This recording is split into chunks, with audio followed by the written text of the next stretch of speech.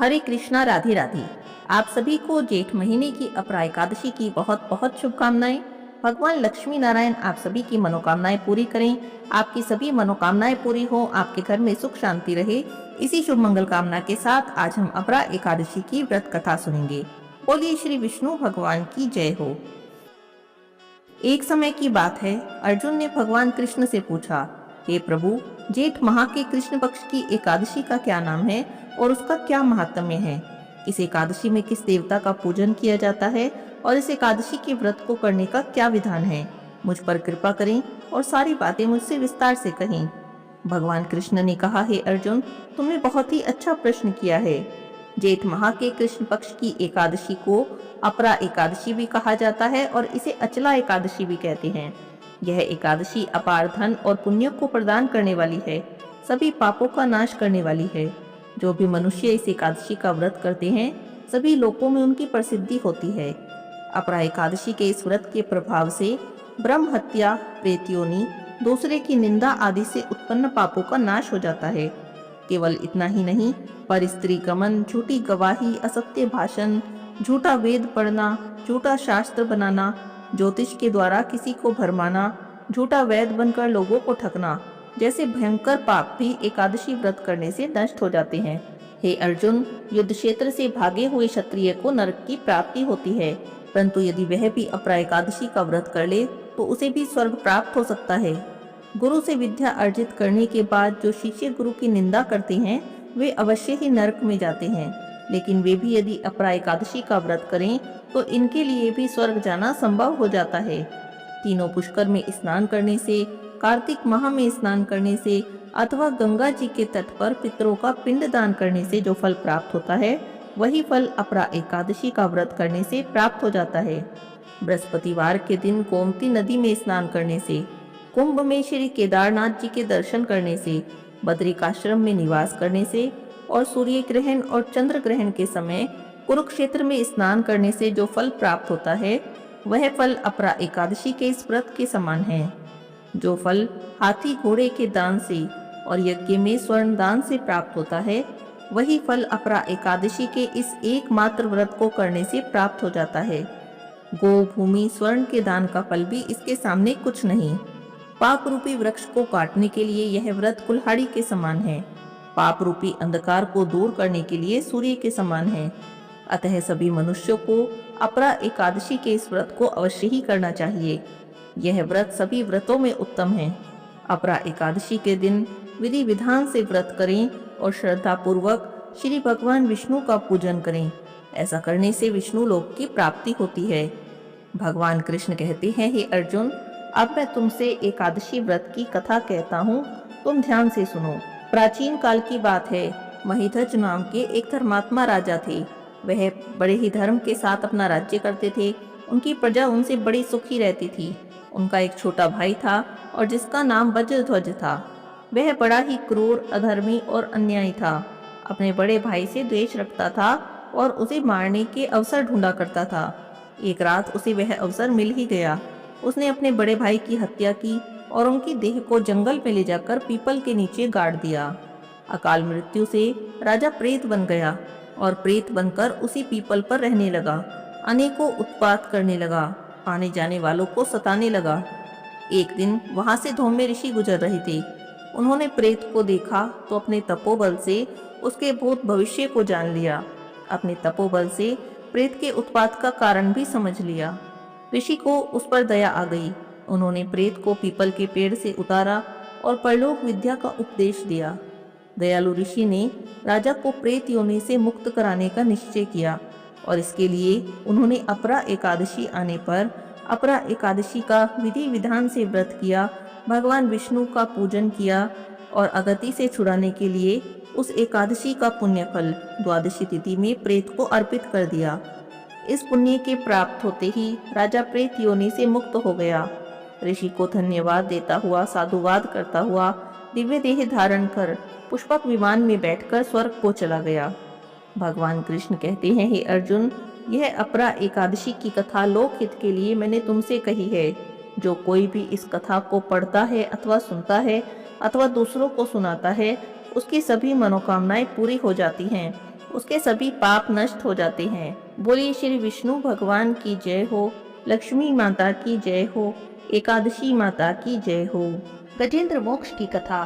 बोलिए विष्णु भगवान की जय हो। पौराणिक कथा के अनुसार द्रविड़ प्रदेश में एक पांड्य वंशी राजा राज्य करते थे। उनका नाम था इंद्रद्युम्न। वह राजा बड़े ही धर्मपरायण थे और प्रजापालक थे। अपना अधिकतर समय भगवान की आराधना में व्यतीत करते थे। इस कारण उनके राज्य में सर्वत्र सुख शांति थी और उनकी प्रजा भी प्रत्येक प्रकार से अपने राजा से संतुष्ट थी। राजा इंद्रद्युम्न ने अब राजकार्य में अपना समय देना बहुत कम कर दिया।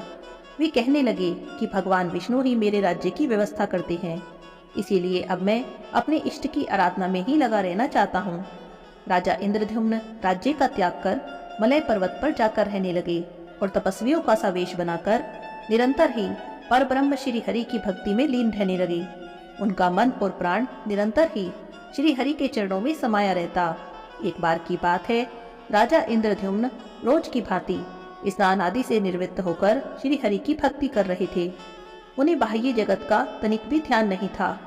संयोग से उसी समय महर्षि अगस्त्य जी अपने सभी शिष्यों के साथ वहां पर पहुंच गए। ध्यान में लगे होने के कारण राजा इंद्रद्युम्न ने महर्षि और उनके शिष्यों का कोई भी स्वागत सत्कार नहीं किया। राजा के इस व्यवहार से महर्षि अगस्त्य जी क्रोधित हो गए और उन्होंने राजा इंद्रद्युम्न को श्राप देकर कहा कि हे राजा, तुमने गुरुजनों से कोई शिक्षा ग्रहण नहीं की और अभिमानवश अपने राजधर्म से निवृत्त होकर मनमानी कर रहे हो। तुमने हाथी के समान जड़ बुद्धि का अनुसरण करके हम ऋषियों का अपमान किया, इसीलिए तुम्हें घोर अज्ञान में हाथी की योनि प्राप्त हो। महर्षि अगस्त्य हरि भक्ति राजा इंद्रद्युम्न को यह श्राप देकर वहां से चले गए। राजा इंद्रद्युम्न ने इसे भगवान का मंगलमय विधान समझा, प्रभु के चरणों में अपना सिर रख दिया। इसीलिए महर्षि अगस्त्य के श्राप से राजा इंद्रद्युम्न अगले जन्म में गजेंद्र नाम के हाथी हुए, पर अपनी अटल प्रभु भक्ति के कारण उन्हें अपने पूर्व जन्म की स्मृति बनी रही। क्षीर सागर में 10,000 योजन ऊंचा त्रिकुट नाम का एक पर्वत था। उस पर्वत के पास ही घने जंगल में बहुत सी हथनियों के साथ राजा इंद्रद्युम्न गजेंद्र नाम के हाथी के रूप में निवास करते थे। वह सभी हाथियों के सरदार थे। एक दिन उसी पर्वत पर गजेंद्र अपनी पत्नियों के साथ बड़े बड़े झाड़ियों और पेड़ों को रौंदता हुआ घूम रहा था।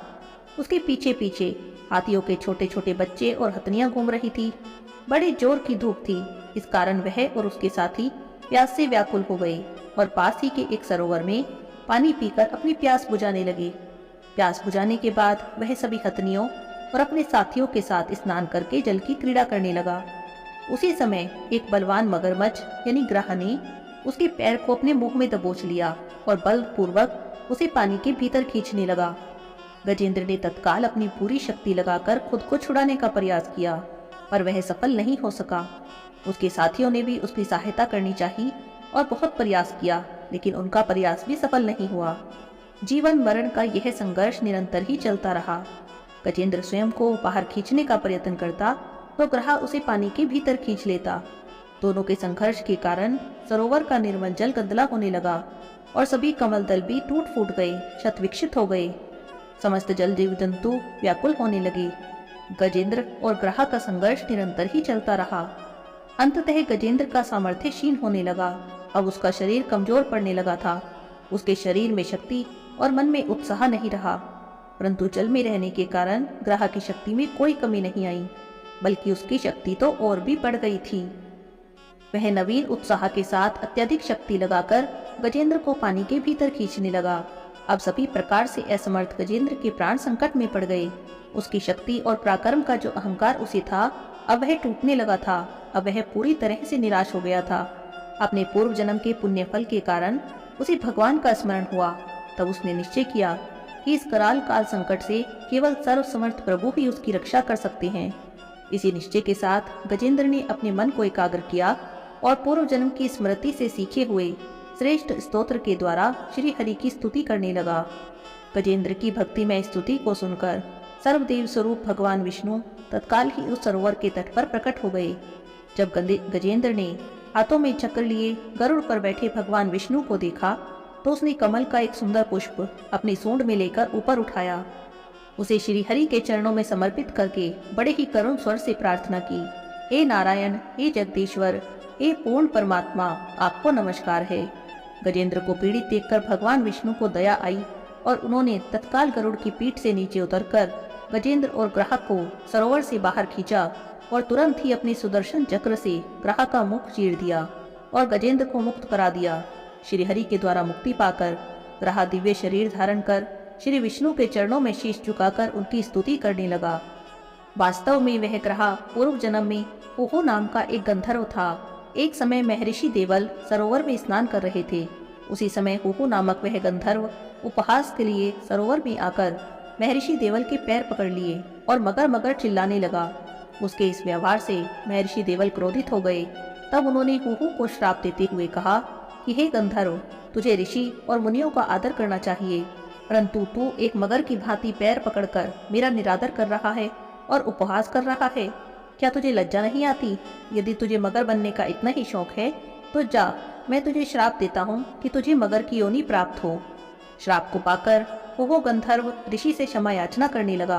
तब महर्षि देवल ने कहा कि मेरा श्राप व्यर्थ नहीं जाएगा, इसीलिए तुझे मगर की योनि तो अवश्य प्राप्त होगी, परंतु तेरा उद्धार श्री भगवान के हाथों से होगा।